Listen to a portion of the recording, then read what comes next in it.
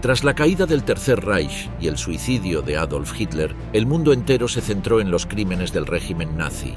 Pero pocos se preguntaron qué fue de su familia, qué ocurrió con los que llevaban su misma sangre. Su hermana Paula cambió su apellido a Wolf y vivió escondida en una modesta casa cerca de Berchtesgaden, negando hasta el final que su hermano fuera responsable del Holocausto. Su hermanastro Alois intentó rehacer su vida como restaurador, pero su apellido fue una condena. Y su sobrino William Patrick, que llegó a luchar en la marina de EE.OU contra el régimen nazi, se exilió en Nueva York bajo otro nombre, decidido a borrar cualquier rastro de su origen. ¿Qué pasó con su sangre? ¿Quiénes fueron los últimos portadores de su nombre? ¿Se puede escapar del peso de un legado maldito? Los primeros años de Hitler. Adolf Hitler. Un nombre que evoca de inmediato imágenes de guerra, destrucción y genocidio. Sin embargo, antes de convertirse en el arquitecto de uno de los regímenes más abominables de la historia moderna, Hitler fue un niño más del extenso y fragmentado imperio austrohúngaro. Su infancia, lejos de estar marcada por la pobreza extrema o el abandono, se desenvolvió en un ambiente de relativa estabilidad económica, aunque bajo una presión familiar que moldearía de manera decisiva su carácter. Nacido el 20 de abril de 1889 en el pequeño pueblo de Braunau am Inn, cerca de la frontera con Alemania, Adolf Hitler llegó al mundo en un entorno que aún preservaba las tradiciones rurales del siglo XIX. Su familia pertenecía a la clase media-baja, con un nivel de vida asegurado gracias al empleo de su padre en el Servicio de Aduanas Imperial, una institución respetada que aseguraba ingresos estables y cierta posición social. El padre de Adolf, Alois Hitler, no era un hombre fácil. De carácter autoritario y severo, representaba la típica figura paterna rígida de la época. Su personalidad, sin embargo, escondía una doble faceta. En público, era visto como un hombre educado y cordial. En el hogar, ejercía un control férreo sobre su familia, utilizando métodos de disciplina que hoy serían considerados abuso. De hecho, según relató años más tarde la propia hermana de Adolf, Paula Hitler, su hermano era a menudo el blanco favorito de las iras de su padre, recibiendo palizas casi diarias debido a su obstinación y carácter rebelde. El apellido Hitler, hoy infamemente conocido, no era originalmente el de su linaje. El verdadero apellido de su padre era Schicklgruber. Fue a los 39 años que Alois solicitó un cambio para adoptar el apellido de su padrastro, Johann Georg Hitler, proceso que implicó una alteración ortográfica incierta y lo transformó en Hitler. La verdadera razón de este cambio sigue siendo un misterio histórico, aunque algunos sugieren que se trató de un intento de presentarse como un hombre más respetable o simplemente de facilitar la pronunciación. La madre de Adolf, Clara Polzl, era una figura diametralmente opuesta a su esposo. De carácter dulce y sumiso, su vida giraba en torno al bienestar de su familia. Clara, según documentos y testimonios, era probablemente prima segunda de Alois, un parentesco que requirió una dispensa especial de la Iglesia Católica para poder casarse. Esta unión consanguínea no era inusual en aquellas regiones rurales donde las familias tendían a emparentarse para preservar bienes y conexiones. Adolf fue uno de 6 hijos del matrimonio, pero solo él y su hermana menor Paula sobrevivieron más allá de la infancia. La alta mortalidad infantil era una cruel realidad en aquella época, y las muertes sucesivas de sus hermanos imprimieron en Hitler una temprana familiaridad con la pérdida y el dolor. La muerte más trágica fue la de su hermano Otto, nacido en 1892, quien sufrió de hidrocefalia y murió a los pocos días de vida. Algunos expertos consideran que esta tragedia personal pudo haber sembrado inconscientemente en Hitler ciertas ideas sobre la pureza racial y el rechazo a las discapacidades. La relación entre Adolf y su padre fue siempre conflictiva. Alois deseaba para su hijo una carrera segura como funcionario público, mientras que Adolf soñaba con ser artista. A temprana edad, mostró una intensa pasión por el dibujo y la pintura, pasatiempos que su padre despreciaba como inútiles.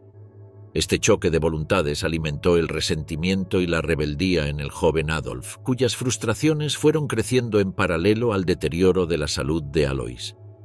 La muerte de su padre en 1903, cuando Adolf tenía apenas 14 años, fue un punto de inflexión, Liberado de la férrea disciplina paterna, Hitler intentó perseguir su vocación artística trasladándose a Viena, donde buscó ingresar en la prestigiosa Academia de Bellas Artes. Sin embargo, sus aspiraciones se vieron truncadas cuando fue rechazado 2 veces por considerarse que sus dibujos carecían de talento. Herido en su orgullo y sin un rumbo claro, Hitler vagó por Viena, sobreviviendo a duras penas, mientras sus ideas sobre el nacionalismo, el antisemitismo y el resentimiento social comenzaban a gestarse. En contraste, su vínculo con su madre Clara fue profundamente afectuoso. Ella representaba su único refugio emocional. Cuando Clara enfermó gravemente de cáncer de mama en 1907, Hitler estuvo a su lado, cuidándola hasta sus últimos momentos. La muerte de su madre lo devastó de tal manera que, según testigos, cayó en una profunda depresión. En palabras del propio médico que atendió a Clara, el doctor Eduard Bloch, un judío austriaco que más tarde sería protegido personalmente por el propio Hitler, nunca había a alguien más abatido por la muerte de una madre. Con la partida de Clara, Adolf Hitler quedó solo en el mundo, sin familia cercana que lo apoyara emocionalmente, más allá de su hermana menor Paula, cuya relación con él se volvería más distante con los años. En este paisaje de pérdidas tempranas, frustraciones artísticas y creciente aislamiento emocional, empezaba a gestarse la personalidad de un hombre que, en unas décadas, sería recordado no por sus cuadros, sino por el horror que desataría sobre el mundo. La familia Schicklgruber-Hitler, secretos y escándalos. Detrás de cada nombre célebre, por más infame que sea, existe un legado familiar muchas veces lleno de secretos, conflictos y silencios. El apellido Hitler, que resuena en la historia como sinónimo de horror, no siempre fue tal. Y la historia de cómo surgió, así como de quienes lo llevaron, es un testimonio fascinante de los orígenes turbios de uno de los personajes más controvertidos del siglo XX. La historia comienza con Maria Anna Schicklgruber, abuela paterna de Adolf Hitler. Era una campesina de clase baja en el pequeño pueblo de Strones, en la región de Waldviertel, Austria. En 1837, Maria Anna dio a luz a un niño ilegítimo al que llamó Alois. El campo estaba lleno de habladurías sobre la identidad del padre, pero en los registros de nacimiento quedó un espacio en blanco. De este origen incierto brotaría todo un árbol genealógico que con el tiempo algunos tratarían de ocultar. Durante décadas, Alois llevó el apellido de su madre, Schicklgruber. Fue solo en su madurez que, por razones que aún generan debate, solicitó la legitimación de su nacimiento a través de su padrastro Johann Georg Hitler. Curiosamente, no fue Hitler quien firmó los documentos, sino un sacerdote y 3 testigos. Posteriormente, al registrar su apellido, Alois cometió, o tal vez eligió, un error de transcripción. Hitler se convirtió en Hitler. Algunos historiadores sugieren que este cambio no fue accidental.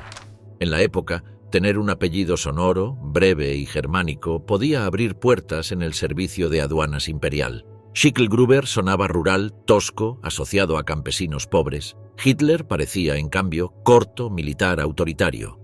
Así fue como, burocráticamente, nacería un nombre destinado a quedar sellado en los anales más oscuros de la humanidad. La juventud de Alois Hitler estuvo marcada por la búsqueda de respeto y ascenso social. Ingresó como aprendiz en el servicio de aduanas y, gracias a su ambición y dedicación, escaló posiciones hasta convertirse en inspector. No obstante, su vida personal fue todo menos ejemplar. Se casó 3 veces y mantuvo incontables aventuras extramatrimoniales. Su primera esposa fue Anna Glasl-Hörer, una mujer mayor que él, enferma y sin hijos. Tras su muerte, Alois no perdió tiempo. Se casó con su joven amante Franziska Matzelsberger, quien ya estaba embarazada.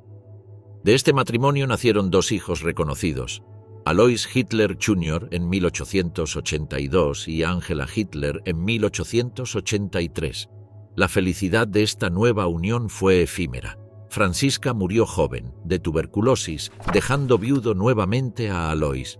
Sin demora, encontró consuelo en Clara Polzl, una joven que había trabajado como sirvienta en su casa y que además era su sobrina en 2º grado, o quizás su sobrina directa, según interpretaciones de los registros genealógicos. La cercanía de sangre entre Alois y Clara no pasó desapercibida. Requirieron una dispensa papal para casarse. un procedimiento que demuestra hasta qué punto era necesario justificar esa unión ante la Iglesia. En enero de 1885, el matrimonio fue finalmente bendecido, aunque cargado de murmullos y rumores. Del matrimonio entre Alois y Clara nacerían 6 hijos, pero el destino fue cruel. Solo Adolf y Paula sobrevivirían a la infancia. Las enfermedades y las condiciones sanitarias de la época cobraron un precio alto, dejando una impronta de tragedia en el joven Adolf que, según algunos psicoanalistas históricos, pudo haber influido en su visión dura y fatalista del mundo. La vida en el hogar Hitler era dura. Alois, ya mayor y cada vez más irascible, descargaba su frustración sobre sus hijos, particularmente sobre Adolf, a quien no lograba moldear según su rígida visión del deber y la obediencia. No fueron pocas las veces que los vecinos de Leonding, el pueblo donde vivían, comentaron sobre los gritos y azotes que surgían de la casa familiar. En contraste, Clara era un bálsamo para sus hijos. Se decía que Adolf estaba especialmente unido a su madre, quien lo llamaba afectuosamente Adi. La pérdida prematura de hermanos, la violencia del padre y la adoración hacia la madre fueron las primeras piezas del complejo rompecabezas emocional que caracterizaría a Hitler en su vida adulta. Tras la muerte de Alois en 1903, la familia quedó económicamente vulnerable. A pesar de la pensión que recibieron, las dificultades no tardaron en hacerse sentir. Adolf intentó, sin éxito, ingresar en la Academia de Bellas Artes de Viena, mientras Paula, todavía una niña, permanecía bajo el cuidado de su madre hasta su muerte en 1907. Mientras tanto, los medios hermanos de Adolf siguieron caminos muy distintos. Alois Hitler Jr., su medio hermano mayor, era un joven problemático. Se rebeló contra su padre, abandonó el hogar a temprana edad y, tras vagabundear por Europa, terminó emigrando a Irlanda, donde se casó con Bridget Dowling. Posteriormente, volvería a Alemania, donde su relación con su medio hermano Adolf se tornaría tensa y oportunista. Por su parte, Angela Hitler mantuvo una relación más cercana con Adolf. Durante los años de ascenso político del futuro Führer, Angela trabajó para él en la residencia de Berghof, y aunque su vínculo sería ensombrecido por la tragedia de su hija Geli, siguió teniendo acceso al círculo íntimo del poder nazi hasta mediados de la década de 1930. No menos intrigante es el caso de los rumores de ascendencia judía que rodean a la familia de Hitler. Una teoría sostenía que su abuelo paterno era un judío llamado Leopold Frankenberger, pero los historiadores modernos la descartan casi unánimemente. No existen pruebas documentales serias, y para el tiempo en que habría nacido Alois, los judíos habían sido expulsados de esa región de Austria. Aún así, la mera existencia de este rumor ilustra cuán compleja y enrarecida era la percepción sobre la genealogía del hombre que más tarde impulsaría la ideología de la pureza racial. El árbol genealógico de Hitler, por tanto, es un retrato en miniatura de Europa central de su tiempo, rural, lleno de secretos, de luchas por el ascenso social, de muertes prematuras y de un pesado legado emocional. Nada en ese linaje anticipaba la tormenta que uno de sus descendientes desataría sobre el mundo. Cada tragedia, cada ambición frustrada, cada silencio no dicho en esa familia sería, de alguna forma, parte del caldo de cultivo de un futuro dictador. Paula Hitler, la hermana silenciosa. En medio del caos y el horror que rodean el nombre Hitler, existe una figura que ha permanecido a la sombra de la historia. Paula Hitler, la hermana menor del dictador. Su vida, casi desconocida para el gran público, fue un camino de discreción, resignación y una lealtad difícil de comprender. Una mujer que, aunque unida por sangre a uno de los hombres más odiados de la humanidad, escogió mantenerse en los márgenes, observando los grandes eventos de su tiempo desde un rincón casi invisible. Paula Hitler nació el 21 de enero de 1896 en Haffeld, Austria, 7 años después de Adolf. Fue la última hija de Alois Hitler y Clara Pölzl, quienes ya habían perdido a varios niños pequeños. Desde su nacimiento, Paula representó una pequeña esperanza para sus padres, especialmente para Clara, que volcó en ella su amor maternal con renovada ternura. De niña, Paula fue testigo de un hogar marcado por la tensión y la severidad. Su padre, ya mayor, era aún más autoritario y menos paciente que cuando había criado a sus otros hijos. Su hermano Adolf, significativamente mayor, era una figura imponente para ella, alguien a quien veía no solo como un hermano, sino casi como una segunda figura paterna en su juventud. Los recuerdos que Paula dejó sobre Adolf en su infancia son escasos pero reveladores. En uno de los pocos testimonios que sobrevivieron a la guerra, Paula relató: «Cuando jugábamos a los indios rojos, mi hermano Adolf siempre era el jefe. Todos los demás hacíamos lo que él decía, su voluntad era más fuerte que la nuestra». Estas palabras, aunque simples, encapsulan una característica crucial del futuro dictador: su necesidad instintiva de liderazgo, su determinación de imponer su voluntad desde una edad temprana. La infancia de Paula estuvo inevitablemente marcada por las tragedias familiares. A los 7 años sufrió la pérdida de su padre, y apenas 4 años después, en 1907, su madre, Clara, falleció de cáncer de mama. Para Paula, esta doble pérdida fue devastadora. Adolf, que para entonces ya estaba intentando establecerse en Viena, se distanció de su hermana y los lazos entre ellos comenzaron a enfriarse. Tras la muerte de su madre, Paula vivió durante un tiempo con diversos familiares y amigos, mientras Adolf deambulaba en Viena y luego en Múnich, intentando, fallidamente, abrirse camino como artista. Las cartas entre los hermanos son escasas y poco afectuosas. La separación geográfica y emocional parecía insalvable. Fue en 1921, después de más de una década de alejamiento, que los hermanos se reencontraron. Para entonces, Adolf Hitler era ya un agitador político en ascenso, líder del incipiente Partido Nacional Socialista Alemán de los Trabajadores. Sin embargo, su relación no volvió a ser íntima. Adolf veía a Paula más como un riesgo potencial que como una aliada. Temía que su existencia pública pudiera ser utilizada por sus enemigos políticos. En 1930 aconsejó a su hermana cambiar su apellido a Wolf, un seudónimo que él mismo usaba ocasionalmente, para protegerla de la atención indeseada. Paula aceptó, trabajando desde entonces bajo ese nombre en diversas oficinas y aseguradoras. Durante el apogeo del régimen nazi, Paula llevó una existencia discreta. No participó en la política, no ocupó cargos públicos ni disfrutó de privilegios destacados. Vivía modestamente, con trabajos de oficina que apenas le permitían mantenerse. Sin embargo, mantenía un contacto esporádico con su hermano y no cabe duda de que seguía sintiendo cierta lealtad personal hacia él. El punto de quiebre en su relación se produjo en 1941. Paula informó a Adolf que estaba comprometida con un oficial del ejército, Ernst Vigeles. Para la joven era una oportunidad de escapar de la soledad y de formar una familia. Sin embargo, Hitler, obsesionado con el control sobre su imagen familiar, prohibió el matrimonio. Ordenó el arresto de Vigeles y su envío al frente oriental, donde el hombre encontraría la muerte en un campo de prisioneros soviético. Este acto rompió para siempre cualquier afecto que Paula pudiera haber sentido por su hermano. Aunque no hubo ruptura pública ni declaraciones de disidencia, en privado Paula jamás lo perdonó. Cuando el Tercer Reich cayó en 1945, Paula fue arrestada por las fuerzas estadounidenses.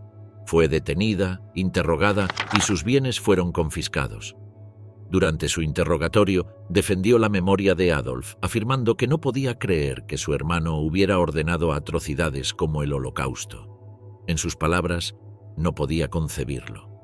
Los aliados, tras considerar que Paula no había tenido participación activa en los crímenes del régimen, la liberaron. Sin recursos, sin familia y cargando con el peso de su apellido, Paula volvió a vivir modestamente, primero en Viena y luego en diversas ciudades alemanas. Sobrevivió gracias a pequeños trabajos administrativos y a la caridad de amigos que simpatizaban con su situación. Finalmente, en 1952, se instaló en Berchtesgaden, la misma región donde su hermano había tenido su retiro alpino. Paula Hitler murió el 1 de junio de 1960 en total anonimato bajo el nombre de Paula Wolf. Fue enterrada en un cementerio discreto, sin monumentos ni honores, llevando consigo secretos que jamás reveló del todo. Su vida es un testimonio de cómo el apellido puede ser una carga insoportable. Aunque no cometió crímenes ni defendió activamente el régimen, el peso de ser la hermana de Hitler le negó cualquier posibilidad de una existencia normal. Como una sombra silenciosa en la historia, Paula Hitler representa una figura trágica y olvidada, atrapada entre el amor fraternal, la decepción y el horror. Perfecto. Sigamos entonces, entrando ahora en la historia de los medio hermanos de Hitler, personajes que aportan aún más matices turbios a este relato familiar. Los medio hermanos, Alois Jr. y Angela. Adolf Hitler no era hijo único, ni siquiera dentro de su núcleo familiar más inmediato. Junto a su hermana Paula, Adolf compartió lazos de sangre, aunque más lejanos, con dos medio hermanos nacidos de los matrimonios anteriores de su padre Alois Hitler Jr. y Angela Hitler. La historia de estos dos personajes, marcados por la ambición, la tragedia y la distancia emocional, ofrece una ventana fascinante hacia el ambiente familiar que rodeó al futuro Führer. Alois Hitler Jr. nació en 1882, fruto del segundo matrimonio de Alois padre con Franziska Matzelsberger. Desde su infancia, Alois Jr. fue una fuente constante de problemas. Rebelde, de carácter díscolo y con un temperamento volátil, nunca logró complacer las estrictas expectativas de su padre. La relación entre padre e hijo se deterioró rápidamente. Para Alois Jr., el hogar familiar, marcado por la disciplina rígida y la autoridad absoluta, era una prisión insoportable. No tardó en marcharse de casa siendo aún adolescente, cortando prácticamente todo vínculo con su familia. Su vida posterior fue errante. Trabajó como camarero y cocinero en diversas ciudades austriacas y alemanas. En su búsqueda de independencia y fortuna, Alois Jr. acabó emigrando al Reino Unido a principios del siglo XX. Allí conoció a Bridget Dowling, una joven irlandesa de buena familia con quien contrajo matrimonio en 1909 sin la aprobación de su padre ni de la familia de la joven. En 1911, Bridget dio a luz a William Patrick Hitler, el hijo que, décadas después, haría temblar los cimientos del legado familiar. Sin embargo, la unión de Alois Jr. y Bridget fue breve y tormentosa. Alois abandonó a su esposa y a su hijo durante la Primera Guerra Mundial, regresando a Alemania donde rehizo su vida, esta vez con otra mujer, Hedwig Heidemann, con quien tuvo otro hijo, Heinz Hitler, nacido en 1920.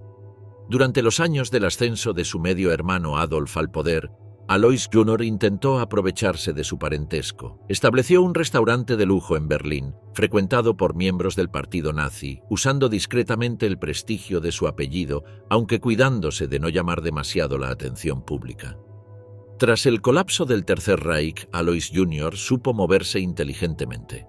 Cambió su apellido a Hiller, una alteración apenas perceptible pero efectiva, y evitó consecuencias legales graves. Vivió tranquilamente en Hamburgo hasta su muerte en 1956, una muerte anodina para un hombre cuya vida estuvo signada por el oportunismo y el distanciamiento familiar. La historia de Angela Hitler, nacida en 1883, es distinta, marcada por una cercanía inicial con Adolf, que sin embargo también terminaría malograda por tragedias personales y desconfianzas mutuas. Angela era hija de Alois Hitler y Franziska Matzelsberger, igual que Alois Jr. A diferencia de su hermano, Angela mantuvo una vida relativamente estable en su juventud. Se casó en 1903 con Leo Raubal Sr., con quien tuvo 3 hijos, Leo Jr., Ángela María Geli Raubal y Elfriede Raubal. La estabilidad de Angela se vio quebrada en 1910 con la muerte prematura de su esposo. Como viuda, trabajó duro para sacar adelante a sus hijos. La figura de Angela cobraría relevancia años más tarde, cuando su medio hermano Adolf comenzó su meteórico ascenso político en Alemania. En la década de 1920, Adolf, ya líder del NSDAP, buscó rodearse de personas en quienes confiaba plenamente. Angela fue llamada a trabajar en la residencia de Berghof, el refugio alpino de Hitler en Baviera.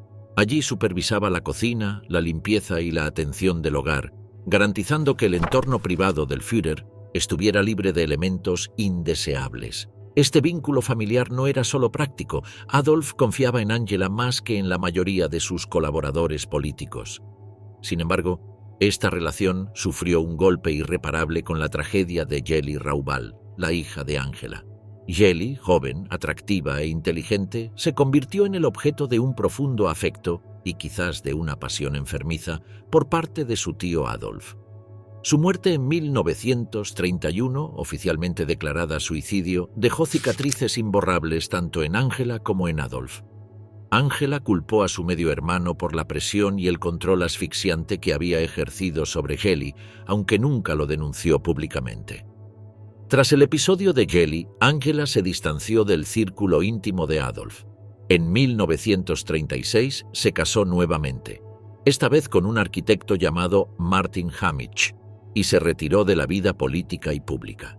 Vivió el resto de su vida en relativa oscuridad. Falleció en 1949, apenas 4 años después del fin de la guerra, en una Alemania destruida y dividida. Los destinos de Alois Jr. y Angela Hitler ilustran 2 caminos diferentes que partieron de un mismo origen. Alois buscó sacar provecho de su apellido de manera oportunista y egoísta, sin desarrollar un vínculo genuino con su medio hermano más célebre. Angela, en cambio, estuvo más cerca de Adolf emocionalmente, hasta que la tragedia personal la forzó a retirarse y vivir con el peso de un pasado que ya no podía cambiar. En ambos casos, como en tantos miembros de la familia Hitler, el apellido que compartían se convirtió en una maldición. Un recordatorio constante de un legado imposible de limpiar o de ignorar. William Patrick Hitler, el sobrino rebelde. Entre las historias menos conocidas pero más fascinantes que rodean a Adolf Hitler, destaca la vida de su sobrino, William Patrick Hitler, un hombre que, en un giro casi digno de una novela trágica, no solo se distanció del dictador, sino que terminó combatiéndolo durante la Segunda Guerra Mundial. Su historia es la de una rebelión familiar insólita, marcada por el oportunismo, la decepción y, finalmente, la confrontación directa. William Patrick Hitler nació el 12 de marzo de 1911 en Liverpool, Inglaterra. Su padre era Alois Hitler Jr., el medio hermano de Adolf Hitler, y su madre era Bridget Dowling, una joven irlandesa de buena familia. William creció en un entorno modesto pero respetable, lejos de la influencia directa de su tío. Durante su infancia, Adolf Hitler aún no era una figura histórica. Era simplemente el tío Adolf, un pariente lejano que vivía en Austria y cuyo nombre apenas resonaba en los oídos de un joven británico. Sin embargo, todo cambió en la década de 1920, cuando Adolf Hitler comenzó a ascender en la política alemana. Impulsado por las crecientes noticias sobre la notoriedad de su tío y quizás también por la promesa de oportunidades, William Patrick se trasladó a Alemania en 1933, poco después de que Hitler fuera nombrado canciller. Al principio buscó beneficiarse de su apellido. Utilizando su parentesco, logró obtener diversos trabajos bien remunerados en bancos, fábricas de automóviles y empresas afiliadas al régimen nazi. Adolf, aunque receloso, accedió a ayudarlo inicialmente, temiendo que cualquier escándalo familiar pudiera ser utilizado en su contra por sus enemigos políticos.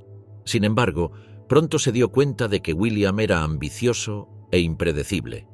Cuando William percibió que las oportunidades que obtenía en Alemania no eran suficientes para su ambición, recurrió al chantaje. Amenazó a su tío con revelar detalles embarazosos sobre su familia y su pasado si no se le concedían mejores posiciones o más dinero. Hitler, furioso y desconfiado, ideó un plan. Le ofreció un puesto de mayor responsabilidad si renunciaba a su ciudadanía británica. William, olfateando una trampa, se negó. Temía que, una vez sin ciudadanía británica, quedara atrapado en Alemania bajo el control de su tío. Viendo que su posición se volvía peligrosa, huyó de Alemania en 1938 y regresó a Inglaterra. Desde allí, intentó capitalizar su historia familiar escribiendo artículos periodísticos como «¿Por qué odio a mi tío?», y ofreciendo conferencias públicas en las que narraba su experiencia personal con el régimen nazi. Cuando estalló la Segunda Guerra Mundial, William Patrick estaba en una posición peculiar. Era británico, hijo de un alemán y sobrino del principal enemigo del Reino Unido. No era bienvenido ni confiable en Inglaterra y temía por su seguridad. En 1939, junto con su madre, emigró a Estados Unidos buscando comenzar una nueva vida. En América, William decidió dar un paso radical. Solicitó al presidente Franklin D. Roosevelt el permiso para enlistarse en el ejército estadounidense y luchar contra su propio tío. En un gesto de confianza y propaganda, Roosevelt aprobó la solicitud. William Patrick Hitler se enlistó en la Marina de los Estados Unidos en 1944. Sirvió con honor durante la guerra, participando en campañas en el Teatro del Pacífico. Durante su servicio fue herido y recibió el prestigioso Corazón Púrpura, una condecoración otorgada a los soldados heridos en combate.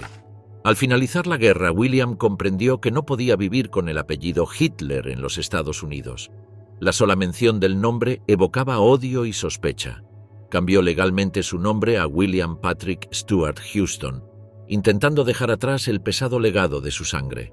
Se estableció en Patchogue, un pequeño pueblo en Long Island, Nueva York, donde llevó una vida tranquila y discreta.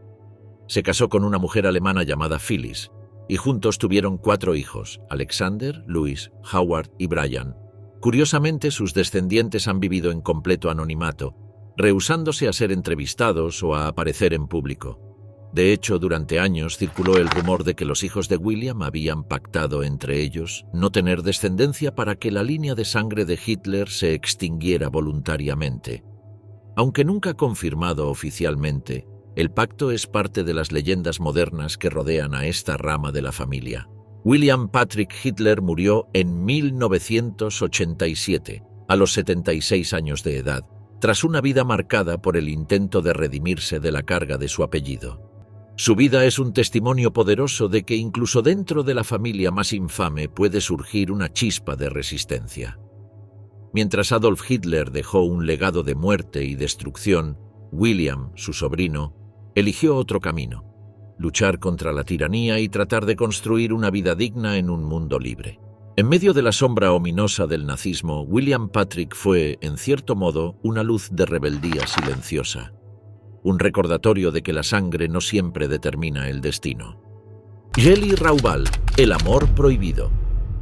Si hay un episodio en la vida personal de Adolf Hitler que se tiñe de misterio, obsesión y tragedia, es sin duda su relación con Geli Raubal.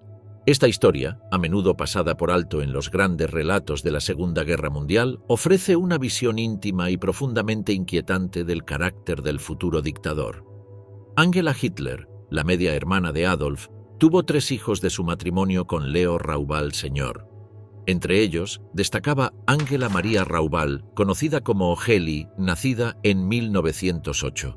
Desde pequeña, Geli fue descrita como una joven vivaz, inteligente, de carácter fuerte y gran belleza, atributos que no pasaron desapercibidos para su famoso tío. Cuando Adolf Hitler empezó a ganar notoriedad en los círculos políticos de Múnich durante los años 20, decidió que era su deber personal supervisar la educación de Geli. En 1925, tras la muerte de su padre, Geli se mudó a vivir con Adolf en su departamento en la ciudad bávara, oficialmente para cursar estudios en medicina en la Universidad de Múnich. Sin embargo, su vida allí estuvo lejos de ser la de una joven universitaria normal. Adolf, que entonces ya contaba con una sólida estructura dentro del Partido Nacional Socialista, ejercía sobre Geli un control férreo y absoluto. La aislaba del mundo exterior, vigilaba sus amistades, prohibía ciertos contactos y regulaba su comportamiento casi como si fuera su propiedad privada. No era un control meramente protector. Era obsesivo, posesivo y emocionalmente sofocante. Los rumores sobre la naturaleza de su relación se multiplicaron rápidamente. Muchos en el círculo íntimo del Führer creían que Adolf estaba profundamente enamorado de su sobrina, un amor que no era, necesariamente, solo platónico. Hay registros de que prohibía a Geli tener novios, que la acompañaba a todas partes y que incluso interrumpía cualquier posible relación amorosa que intentara iniciar. En público, Hitler se refería a Geli como su tesoro, y ella, aunque disfrutaba de ciertos privilegios materiales, parecía cada vez más desesperada por escapar de aquella prisión dorada. La tragedia se desató el 18 de septiembre de 1931. Geli Raubal fue encontrada muerta en el departamento de Hitler en Múnich con una herida de bala en el pecho. La pistola pertenecía a Adolf. Las autoridades cerraron rápidamente el caso, declarándolo suicidio, aunque las circunstancias fueron y siguen siendo altamente sospechosas. Algunos testigos afirmaron que se habían escuchado discusiones violentas entre Adolf y Geli días antes de su muerte. Otros sostuvieron que Geli planeaba huir a Viena para casarse con un joven músico, algo que Hitler jamás habría tolerado. La rapidez con que se clausuró la investigación, sumada a la influencia política de Hitler en ascenso, alimentó rumores de encubrimiento. Versiones alternativas sostienen que Geli pudo haber sido asesinada en un arrebato de furia o que, empujada al límite por la opresión psicológica, se quitó la vida. Sea cual fuere la verdad, el impacto sobre Hitler fue devastador. Durante semanas, Hitler cayó en una profunda depresión. Se retiró de la vida pública, lloró desconsoladamente y muchos de sus allegados afirmaron que nunca volvió a ser el mismo. Su relación con las mujeres después de Geli, especialmente con Eva Braun, estuvo marcada por una frialdad emocional, una incapacidad de establecer lazos afectivos sanos. Para Hitler, Geli representaba algo más que una sobrina o un amor prohibido. Era la encarnación de un ideal inalcanzable de pureza, belleza y juventud inmaculada que, una vez perdido, lo dejó emocionalmente estancado. Curiosamente, aún en los últimos días en el búnker de Berlín, en 1945, cuando el mundo que había construido se desmoronaba a su alrededor, Hitler mantuvo en su escritorio un retrato de Geli Raubal. Ni siquiera la presencia de Eva Braun, con quien se casaría apenas horas antes de su suicidio, pudo reemplazar a aquella figura perdida en su memoria. La historia de Geli Raubal es uno de los episodios más oscuros en la vida de Hitler porque revela el lado íntimo de su personalidad. La obsesión, la necesidad enfermiza de control, la incapacidad de aceptar la independencia ajena y el germen de la violencia destructiva que luego aplicaría a escala mundial. Geli fue la víctima temprana de ese carácter implacable, y su muerte, aunque eclipsada por los horrores que vendrían después, señala uno de los momentos más críticos en la formación del monstruo que Hitler terminaría siendo. Un amor prohibido, una vida rota, una tragedia que en cierto modo prefiguró la catástrofe que Adolf Hitler desencadenaría sobre el mundo entero. Eva Braun, la última compañera. Si en la historia de Adolf Hitler Geli Raubal representa el amor obsesivo de la juventud, Eva Braun personifica la compañía resignada de los últimos y sombríos años. Su figura, a menudo reducida a la de una sombra superficial a la espalda del dictador, merece ser analizada en toda su complejidad. No fue simplemente una amante, sino una mujer atrapada entre el fanatismo, la lealtad y una desesperada necesidad de afecto. Eva Anna Paula Braun nació el 6 de febrero de 1912 en Múnich en una familia de clase media acomodada. Su padre, maestro de escuela, y su madre, ama de casa, le proporcionaron una educación convencional. De joven, Eva soñaba con una vida llena de glamour, amaba la fotografía, la moda y las revistas de cine. Anhelaba una existencia muy distinta a la monótona realidad de la Alemania de entreguerras. Con apenas 17 años, comenzó a trabajar como asistente y modelo para Heinrich Hoffmann, el fotógrafo oficial del partido nazi. Fue en el estudio de Hoffmann donde conoció por primera vez a Adolf Hitler, un hombre 23 años mayor que ella, ya entonces figura prominente en el panorama político alemán.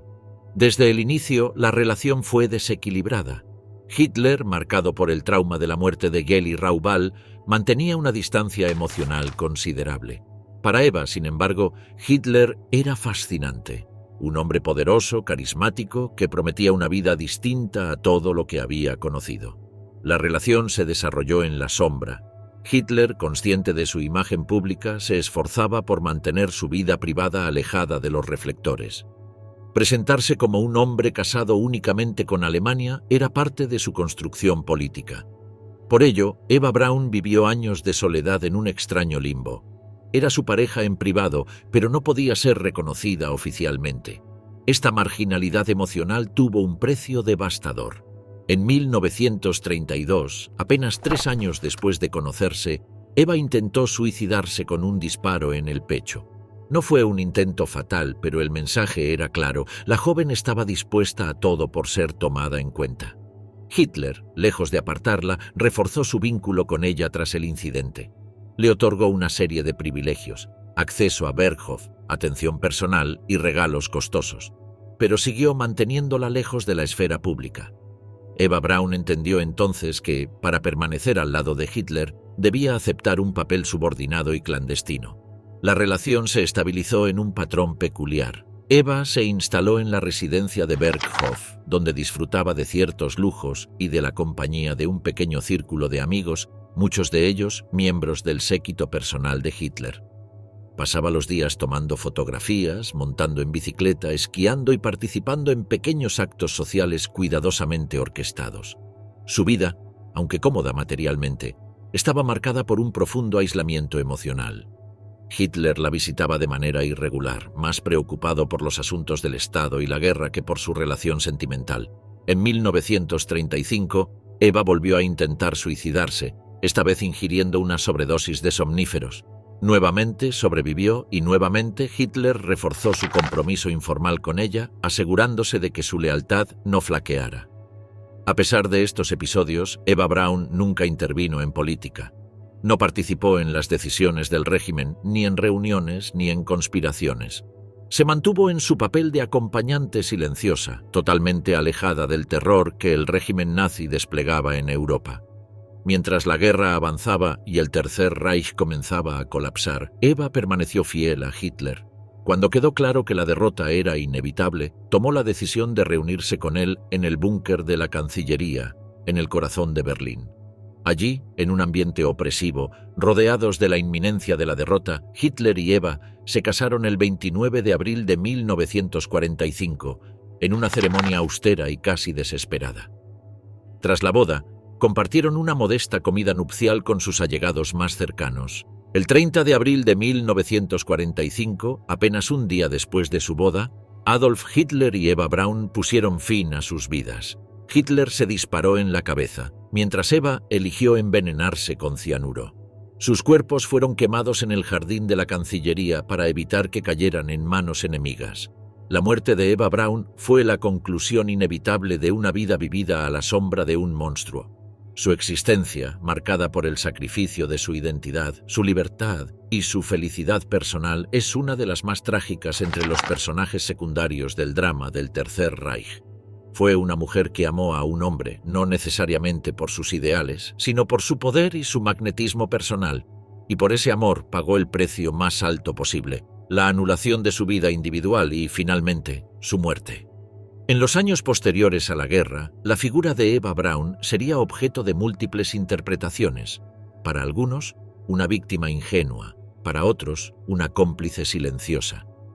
En cualquier caso, su historia demuestra que el círculo íntimo de Hitler estaba compuesto no solo de hombres poderosos, sino también de almas atrapadas en la telaraña del fanatismo y la sumisión.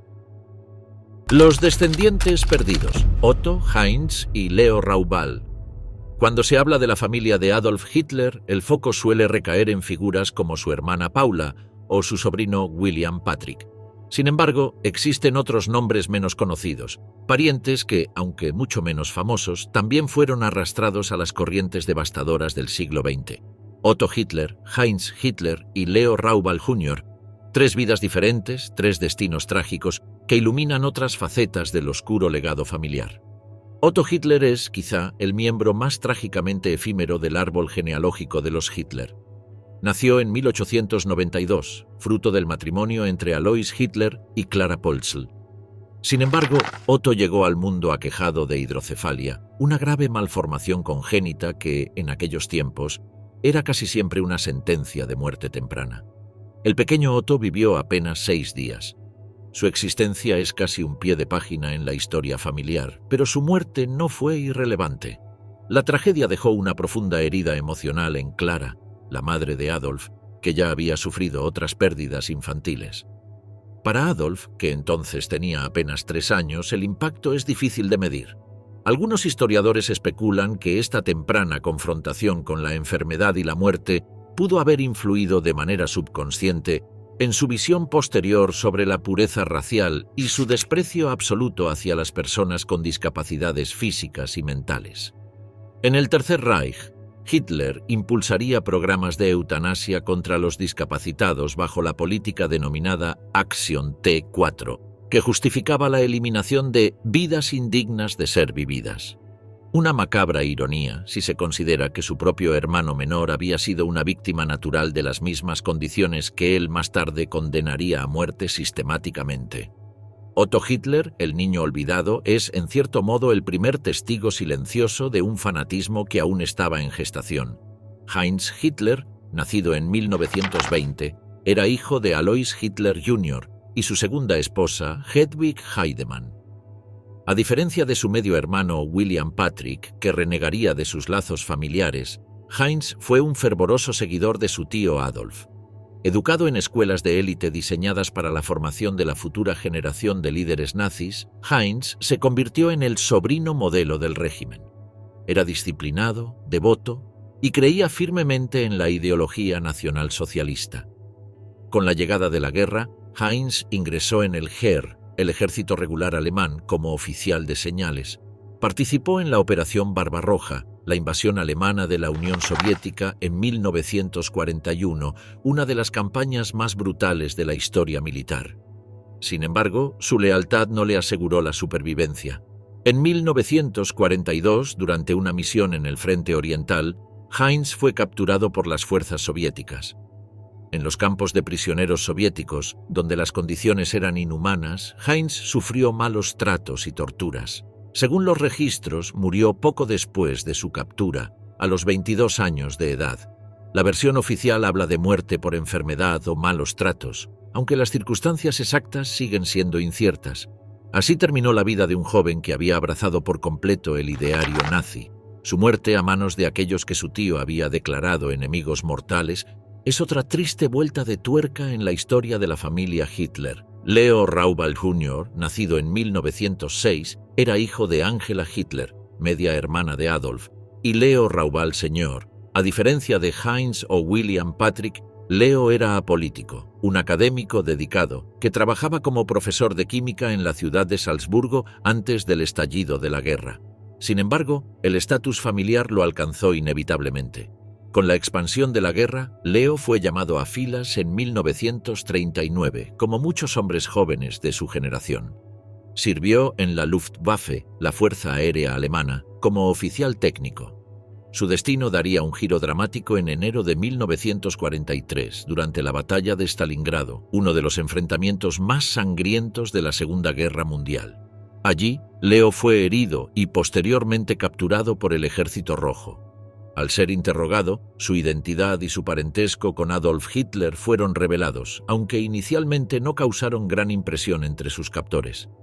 Posteriormente, los soviéticos comprendieron el potencial valor propagandístico de tener preso al sobrino del Führer. Se propuso incluso un intercambio de prisioneros, Leo Raubal a cambio de Yakov Djugashvili, el hijo de Joseph Stalin, que también había caído prisionero de los alemanes. Stalin, sin embargo, rechazó el intercambio de forma rotunda, declarando fríamente: «No intercambio soldados por generales». Así, Leo Raubal Jr. quedó atrapado en el sistema de gulags soviéticos, pasando más de 12 años en condiciones infrahumanas. No sería liberado hasta 1955, tras una amnistía general de prisioneros de guerra. Salió de los campos de trabajo como un hombre profundamente debilitado física y mentalmente. Leo pasó sus últimos años en Austria, viviendo una vida discreta y alejada de la política. Murió en 1977, víctima de complicaciones derivadas de la tuberculosis que había contraído en el Gulag. 3 nombres, 3 historias olvidadas. Otto, Heinz y Leo representan las pequeñas tragedias dentro de la gran tragedia. No fueron figuras públicas, no firmaron tratados, ni cometieron atrocidades.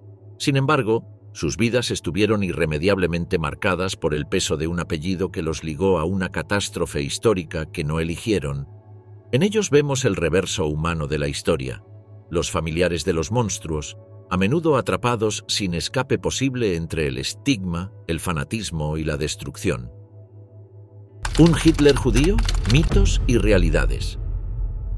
Pocos rumores han persistido con tanta fuerza en la historia moderna como la teoría de que Adolf Hitler, el arquitecto del antisemitismo sistemático más devastador del siglo XX, tenía orígenes judíos. La paradoja resulta tentadora. ¿Podría el hombre que llevó a cabo el Holocausto haber tenido sangre judía?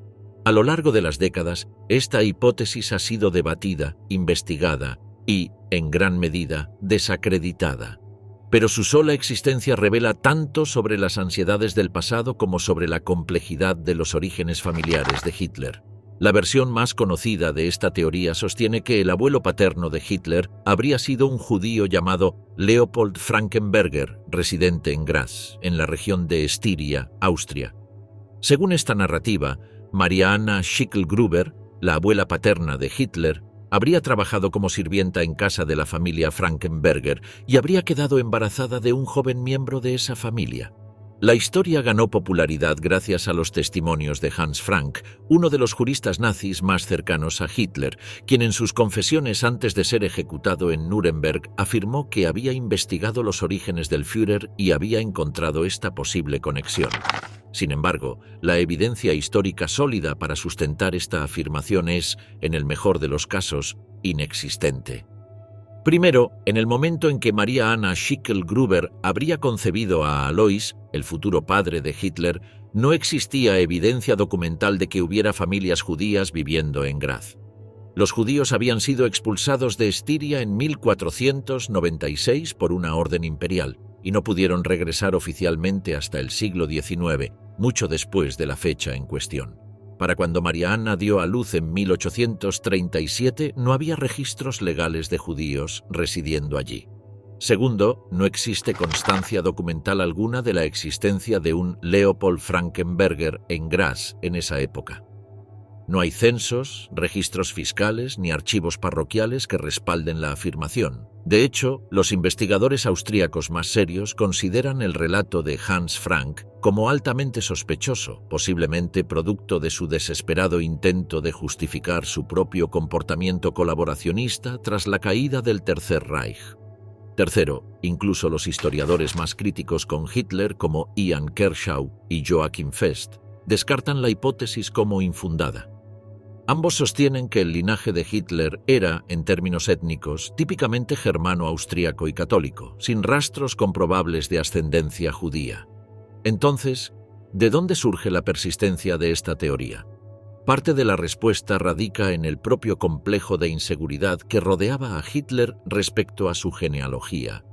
Desde temprano en su carrera política, era extremadamente sensible a cualquier investigación sobre su pasado familiar. Encargó personalmente investigaciones privadas para asegurarse de que su ascendencia ario-germánica fuera intachable.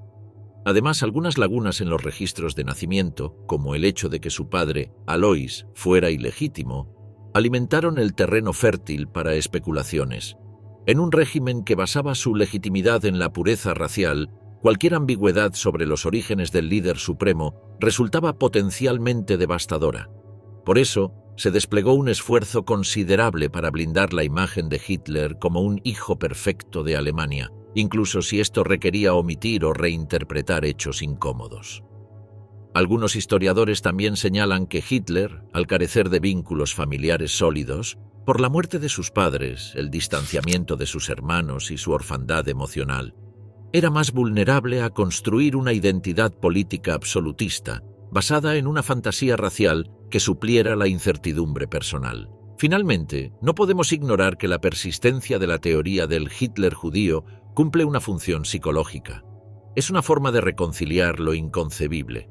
Pensar que el mayor perpetrador del antisemitismo podría haber tenido sangre judía ofrece, para muchos, una especie de justicia poética o una explicación simbólica de la monstruosidad de sus crímenes. Sin embargo, la historia, implacable en su rigor, demuestra que no es necesaria una contradicción biológica para explicar el odio. Los grandes crímenes de la humanidad no requieren paradojas genéticas, sino estructuras sociales, ideologías destructivas y decisiones humanas conscientes. En conclusión, los historiadores serios coinciden en que no hay evidencia que respalde la hipótesis de un origen judío en la genealogía de Hitler. El mito persiste como reflejo de nuestra necesidad de comprender lo incomprensible. Pero los hechos en este caso son claros. El horror del nazismo no requiere más explicación que la brutalidad humana misma. El epílogo de los Hitler, de Alemania a América. La historia de la familia Hitler no terminó con la caída del Tercer Reich. Mientras Adolf Hitler y su círculo cercano se desintegraban en las ruinas del búnker de Berlín, Sus parientes más lejanos sobrevivían, dispersos por un mundo que jamás volvería a ser el mismo. Muchos de ellos, cargando con un apellido maldito, emprendieron caminos de exilio, anonimato y, en algunos casos, reinvención completa. Paula Hitler, la única hermana biológica de Adolf, vivió una existencia sombría tras la guerra. Tras su captura y liberación por las fuerzas aliadas, se instaló bajo el seudónimo de Paula Wolf en un pequeño pueblo de Baviera. A pesar del peso de su apellido, Paula se mantuvo alejada de cualquier actividad política. Trabajó de manera intermitente como secretaria y empleada de oficina, sobreviviendo modestamente gracias a la ayuda de amigos leales. Murió en 1960, en soledad, sin descendencia ni fortuna. Su tumba es discreta, sin epitafios grandilocuentes, como si incluso en la muerte hubiese querido borrar cualquier rastro que la ligara al apellido que había marcado su vida de manera tan definitiva. El medio hermano de Adolf, Alois Hitler Jr., adoptó el apellido Hitler tras la guerra para evitar represalias. Residió en Hamburgo, viviendo discretamente hasta su muerte en 1956. Alois Jr. no dejó un gran legado. Sus hijos, en cambio, serían quienes cargarían con la pesada sombra del linaje.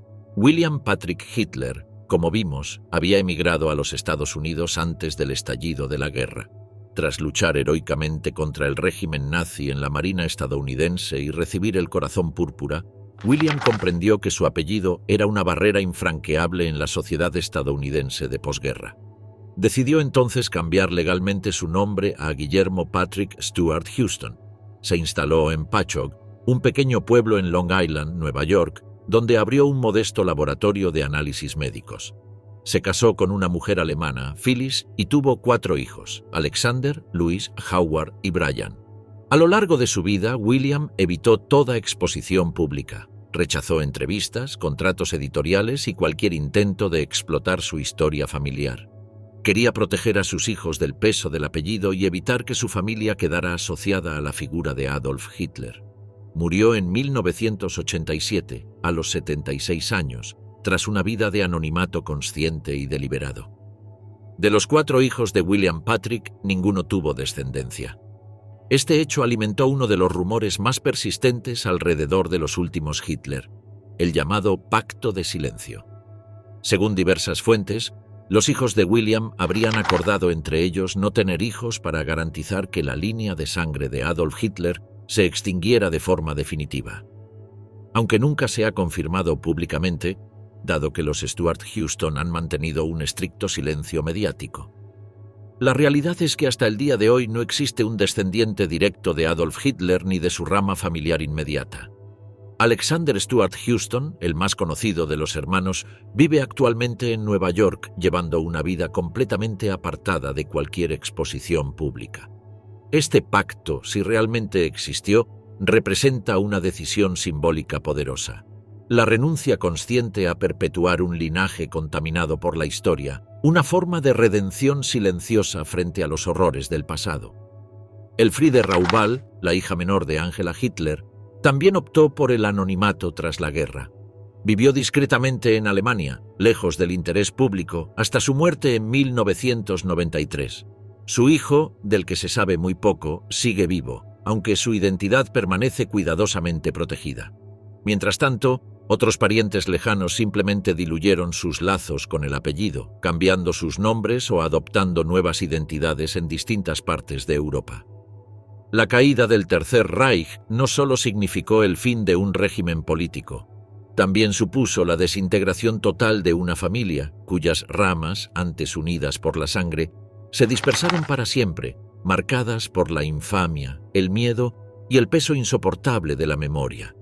Hoy, más de 80 años después del fin de la Segunda Guerra Mundial, el apellido Hitler ha desaparecido casi completamente del mundo.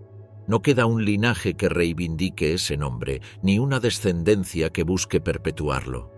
Solo quedan ecos de una historia que aún estremece la conciencia humana. Los últimos secretos del búnker.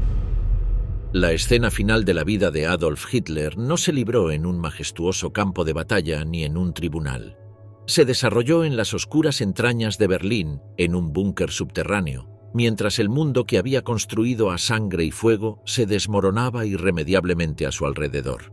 El Führerbunker, situado a unos 8 metros bajo tierra detrás de la Cancillería del Reich, fue el último refugio del dictador y de su círculo más íntimo. Con muros de hormigón armado de más de 4 metros de espesor, se diseñó como un refugio de emergencia, pero en los últimos días de la Segunda Guerra Mundial se convirtió en una tumba anticipada. En abril de 1945, Berlín estaba en ruinas. Los bombardeos aliados y la ofensiva soviética convertían la ciudad en un infierno de fuego y escombros. Sin embargo, en el interior del búnker, la realidad parecía alternar entre la resignación, la desesperanza y una negación patológica. Hitler, físicamente deteriorado, con temblores en la mano izquierda, una salud gravemente afectada por los medicamentos y el estrés, mantenía una rutina casi teatral. Breves reuniones militares, dictado de documentos inútiles, comidas frugales y largas caminatas por los pasillos grises. A su alrededor, su séquito intentaba sostener una normalidad que ya era imposible. Eva Braun, su fiel compañera, organizaba pequeñas fiestas, fumaba, algo que Hitler odiaba, y trataba de insuflar algo de alegría artificial al ambiente, consciente de que el final era inevitable.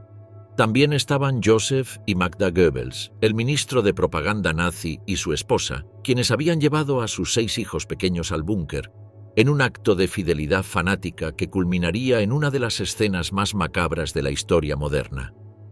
En la noche del 29 de abril de 1945, en una pequeña ceremonia en el búnker, Adolf Hitler y Eva Braun se casaron. El evento fue breve, sombrío y desprovisto de cualquier atisbo de celebración genuina. El juez que ofició la boda, Walter Wagner, recordó más tarde que Hitler lucía demacrado y distante. Firmaron los documentos legales en presencia de Joseph Goebbels y Martin Bormann como testigos.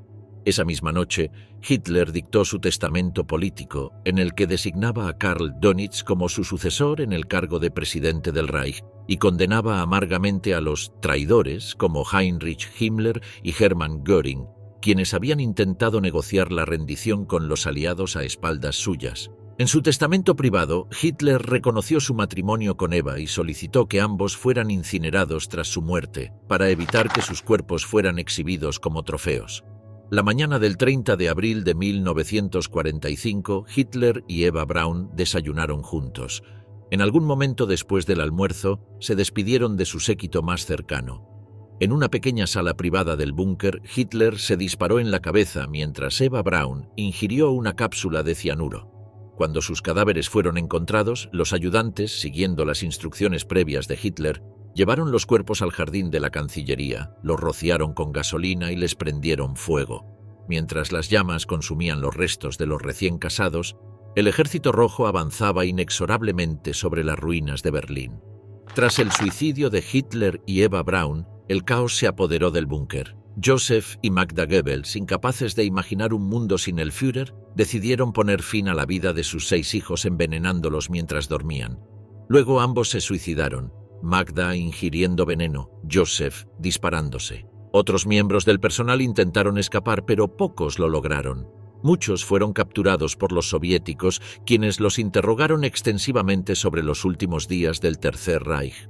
Martin Bormann, el poderoso secretario privado de Hitler, murió intentando huir de Berlín, aunque su cuerpo no sería identificado hasta décadas más tarde. Durante años después de la guerra, surgieron rumores persistentes de que Hitler había escapado del búnker y huido a Sudamérica. La falta de evidencia fotográfica inmediata y el inicio de la Guerra Fría alimentaron teorías conspirativas de todo tipo. Investigaciones posteriores, tanto soviéticas como occidentales, confirmaron de manera concluyente que Hitler murió en el búnker de Berlín. El cráneo y otros restos encontrados por los soviéticos, así como los testimonios directos de los sobrevivientes, desmontaron las fantasías de su fuga. No hubo un escape heroico, no hubo un exilio oculto, solo muerte, cenizas y ruina bajo las ruinas de su imperio caído. El final de Hitler no fue grandioso ni épico. Fue patético y brutal, encerrado bajo tierra, acompañado por el estruendo de los bombardeos y el colapso de todo por lo que había luchado. Fue un final apropiado para una vida construida sobre la mentira, el odio y la destrucción. En el silencio húmedo del búnker de Berlín, bajo la ciudad que se desmoronaba sobre sus cabezas, terminó una era de horror que cambiaría el curso de la historia para siempre. El legado ineludible. Reflexiones finales. El nombre Hitler no se disolvió en las llamas que consumieron su cuerpo aquel 30 de abril de 1945. Tampoco desapareció con la capitulación alemana o con los juicios de Nuremberg. A diferencia de tantos otros actores de la historia, su sombra se extendió más allá de su tiempo, contaminando generaciones futuras y persistiendo como un símbolo del mal absoluto. El legado de Adolf Hitler es uno de los más pesados que la humanidad ha debido cargar, no porque merezca glorificación alguna, sino porque su recuerdo actúa como un recordatorio brutal de hasta dónde puede llegar la condición humana cuando el odio, la intolerancia y la sed de poder no encuentran barreras éticas ni morales. Analizar el legado de Hitler requiere ir más allá del hombre en sí mismo. No basta con verlo como un monstruo aislado. Hitler fue el síntoma de una época. Una Europa desgarrada por la Primera Guerra Mundial, humillada, empobrecida y en busca de redención desesperada. El ascenso de Hitler no fue un truco de magia. Fue el resultado de crisis económicas, resentimientos nacionales, manipulaciones políticas y una profunda crisis de valores en la sociedad occidental. Fue el producto de un contexto histórico que permitió que una figura carismática pero destructiva capitalizara el miedo, el odio y la esperanza de las masas. Por eso su legado es doble. Es un testamento del horror que puede causar un solo hombre, pero también un espejo en el que todas las sociedades deben mirarse para reconocer sus vulnerabilidades más oscuras. Los miembros de su familia que sobrevivieron intentaron, en su gran mayoría, borrar el apellido Hitler de sus vidas. Cambiaron sus nombres, se ocultaron, vivieron en anonimato. Algunos, como William Patrick Hitler, lucharon activamente contra el régimen de su propio tío. Otros simplemente desaparecieron de la historia, prefiriendo el olvido a la vergüenza. El apellido Hitler, que alguna vez pretendió sonar fuerte, autoritario y germánico, se transformó en sinónimo universal del mal. Es un nombre que casi no tiene portadores en el mundo actual. Un apellido extinto voluntariamente por quienes, aún sin culpa propia, no quisieron perpetuar su herencia de horror. Este fenómeno, el de una familia entera desapareciendo por elección o necesidad, no tiene casi paralelo en la historia moderna. Habla de la inmensidad del trauma colectivo que el nazismo dejó como herencia. Con el tiempo, surgió otro fenómeno inquietante: la banalización del mal. A medida que los años pasaron, el nombre de Hitler comenzó a aparecer en películas, series, parodias, memes de Internet. Se convirtió en una figura casi caricaturesca en ciertos contextos, algo que, si bien puede ser una forma de desarme simbólico del horror, también corre el riesgo de trivializarlo. Reducir a Hitler a una broma o un chiste de mal gusto es peligroso, porque olvida el dolor auténtico, las vidas segadas, los millones de muertos que fueron víctimas de las ideas que este hombre encarnó. La memoria histórica exige que el nombre Hitler no sea utilizado con ligereza, que se recuerde no solo como símbolo, sino como advertencia. En Alemania moderna, el recuerdo del Tercer Reich es objeto de un trabajo permanente de memoria crítica. Monumentos, museos, documentos y leyes contra la apología nazi buscan impedir que el horror se repita. El nombre de Hitler y lo que representa se estudia en las escuelas no como una figura de grandeza, sino como un caso límite de corrupción moral y de catástrofe civilizatoria. Alemania, quizás más que cualquier otra nación, ha hecho del recuerdo un instrumento de educación cívica. El mundo en su conjunto enfrenta el desafío de no olvidar, no porque exista un riesgo de que un nuevo Hitler surja idénticamente, la historia nunca se repite de forma literal, sino porque las condiciones que lo hicieron posible, el odio, el fanatismo, la manipulación de masas, siguen existiendo bajo diferentes formas. Hoy, más de 8 décadas después de su muerte, Hitler sigue siendo el rostro del mal. No un mal místico o sobrenatural, sino uno tangible, humano, nacido de decisiones, miedos y odios cotidianos. Su figura persiste en libros, documentales, investigaciones históricas. Se analiza su mente, su entorno, sus decisiones, como un intento perpetuo de comprender lo que a menudo parece incomprensible. ¿Cómo pudo la civilización moderna caer tan bajo? Y la respuesta nunca es sencilla, porque Hitler no fue un loco aislado. Fue un producto de su tiempo, un catalizador de fuerzas oscuras que ya estaban latentes. La historia de Hitler y su familia, el desmoronamiento del apellido, el sacrificio silencioso de sus descendientes, la extinción de su linaje, todo compone un testimonio trágico que no debe perderse en el olvido. Su vida y su muerte deben recordarse no por fascinación morbosa, sino como lección permanente. La civilización, la democracia, la dignidad humana no son estados naturales. Son conquistas frágiles que requieren defensa constante. La sombra de Hitler nos recuerda que la historia no tiene garantizado un camino de progreso y que la vigilancia moral, la compasión y la memoria son las únicas armas que tenemos para evitar que los fantasmas del pasado vuelvan a caminar entre nosotros.